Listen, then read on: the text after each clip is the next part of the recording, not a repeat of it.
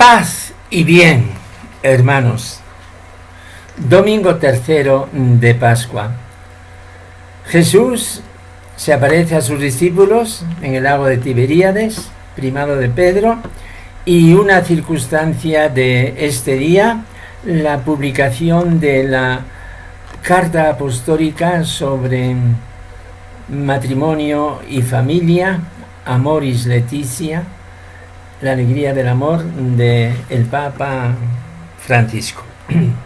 Me ha ocurrido, lo manifiesto sencillamente, que he grabado la homilía con una cierta decoración pascual, pero por cuestiones de la técnica se ha estropeado todo. Bueno, y quiero repetirlo, ahora pues con otro estilo y en otra circunstancia. Estoy en mi celda, en lugar de trabajo, en mi celda capuchina, y desde ahí les quiero transmitir el mensaje de Jesús para este domingo. Leemos el texto del día, capítulo 21, capítulo final del Evangelio de San Juan, del versículo 1 al 19. Después de esto, Jesús apareció otra vez a sus discípulos junto al lago de Tiberíades. Y se apareció de esta manera. Estaban juntos Simón Pedro, Tomás, apodado el mellizo, Natanael, el de Caná de Galilea, los zebedeos y otros dos discípulos suyos. Simón Pedro les dice: me voy a pescar. Ellos contestan: vamos también nosotros contigo. Salieron y se embarcaron. Y aquella noche no cogieron nada. Estaba ya amaneciendo cuando Jesús se presentó en la orilla, pero los discípulos no sabían que era Jesús. Jesús les dice: muchachos, ¿tenéis pescado? Ellos contestaron: no. Él les dice: echad las redes a la derecha de la barca y encontraréis. La echaron y no podían sacarla por la multitud de peces. Y aquel discípulo a quien Jesús amaba le dice a Pedro: es el Señor.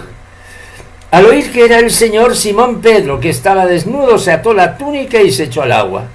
Los demás discípulos se acercaron en la barca porque no distaban de tierra más que unos 200 codos, remolcando la red con los peces. Al saltar a tierra ven unas brasas con un pescado puesto encima y pan. Jesús les dice: traed de los peces que acabáis de coger. Simón Pedro subió a la barca y arrastró hasta la orilla la red repleta de peces grandes, 153. Y aunque eran tantos, no se rompió la red. Jesús les dice: vamos, almorzad. Ninguno de los discípulos se atrevía a preguntarle quién era, porque sabían bien que era el Señor. Jesús se acerca, toma el pan y se lo da, y lo mismo el pescado. Esta fue la tercera vez que Jesús se apareció a los discípulos después de resucitar de entre los muertos.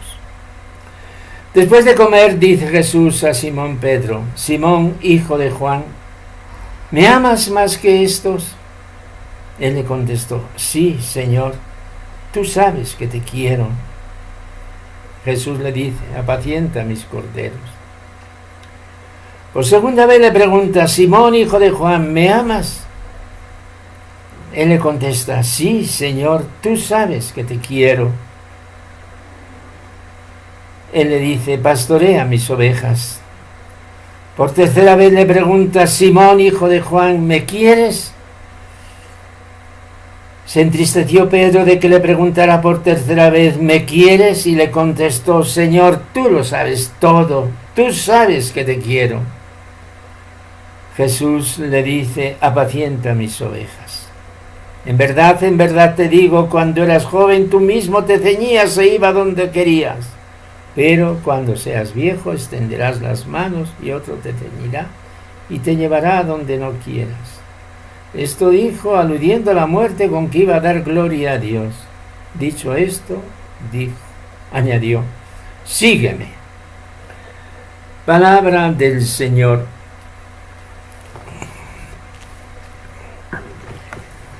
Hermanos, estamos en el tercer domingo de Pascua.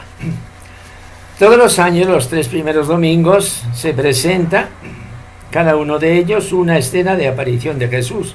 Y el cuarto domingo, el próximo, es el domingo del Buen Pastor, todos los años.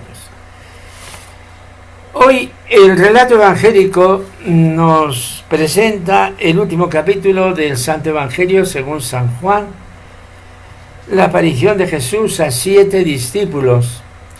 Una primera información nos dice: estaban juntos Simón Pedro, Tomás, apodado el mellizo, Natanael, de Cana de Galilea, los Zebedeos, es decir, los 2 hermanos, Santiago y Juan, y otros 2 discípulos suyos. Este dato tan concreto da un sentido de veracidad, de realismo a la escena, y al mismo tiempo la mención genérica de otros 2 discípulos, ¿quiénes eran?, pues le da un cierto aire de misterio. El relato nos brinda una comida que Jesús ha preparado a sus discípulos. Esto es todo un símbolo para nosotros. La vida cristiana, la comunidad cristiana, se sustenta en la comida de Jesús con nosotros, que Él mismo nos ofrece. Él está presente. Y nos agarramos con firmeza a esta presencia, aunque sensitivamente puedan surgir ciertas dudas y temores.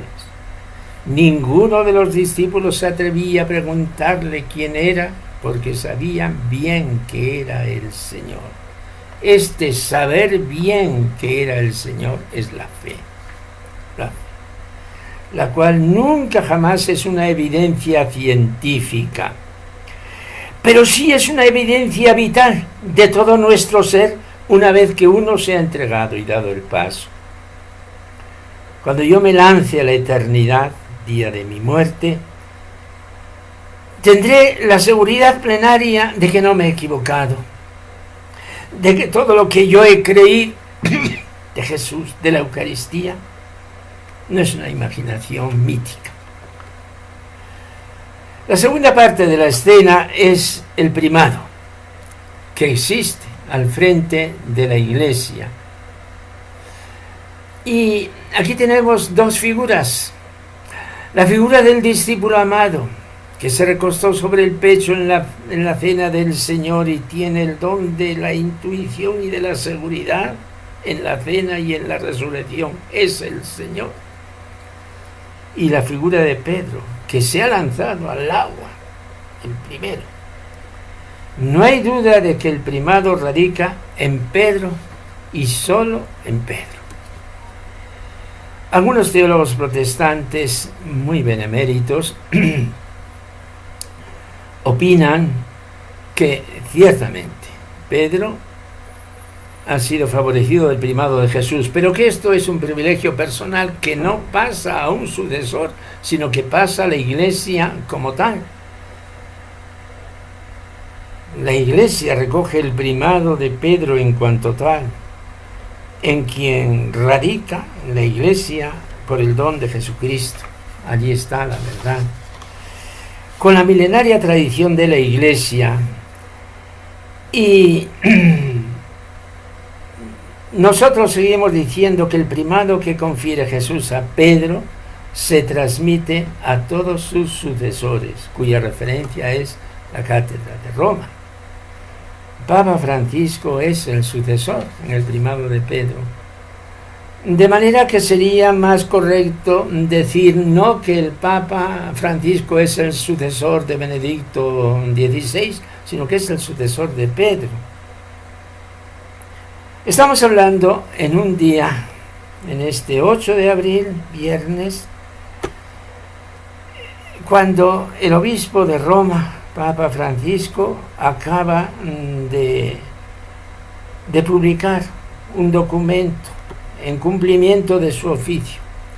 Acaba de pronunciar una palabra autorizada a toda la Iglesia católica sobre el matrimonio y la familia en esta exhortación apostólica Amoris Laetitia, en la alegría del amor, que se ha hecho pública hoy, si bien está firmada el día de San José, en el comienzo, apenas comenzaba el 4º año del pontificado de este Papa. Los cristianos que por nuestro estilo de vida pues andamos en lecturas, tenemos la obligación de leer este documento si queremos ser realmente maduros en la fe, pero leerlo todos los números sin saltarnos ninguno. A los periódicos les interesa unos párrafos que hablan de situaciones irregulares. El documento es largo, tiene 325 números. Bien. Escuchen, hermanos, la definición que da el Papa de lo que es el matrimonio. Guardémosla. Dice literalmente en el número 292: el matrimonio cristiano, reflejo de la unión entre Cristo y su Iglesia, se realiza plenamente, en la unión entre un varón y una mujer, que se donan recíprocamente en un amor exclusivo y en libre fidelidad, y se pertenecen hasta la muerte, y se abren a la comunicación de la vida, consagrados por el sacramento que les confiere la gracia para constituirse en iglesia doméstica y en fermento de vida nueva para la sociedad. Otras formas de unión contradicen radicalmente este ideal, pero algunas lo realizan al menos de un modo parcial y anólogo. Los padres sinodales expresaron que la Iglesia no deja de valorar los elementos constructivos en aquellas situaciones que todavía no corresponden o ya no corresponden a su enseñanza sobre el matrimonio.